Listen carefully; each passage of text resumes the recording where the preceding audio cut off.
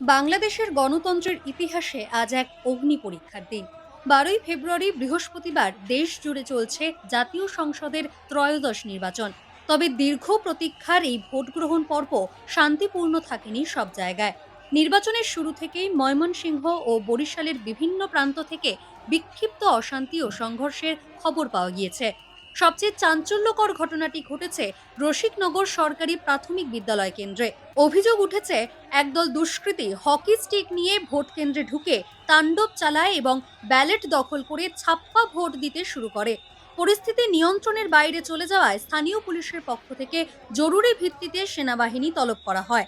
শেষ পর্যন্ত সেনাবাহিনী ঘটনাস্থলে পৌঁছে পরিস্থিতি নিয়ন্ত্রণে আনেন এবং এলাকায় টহল শুরু করেন। উত্তেজনার মধ্যেই চলছে ভোট গ্রহণ।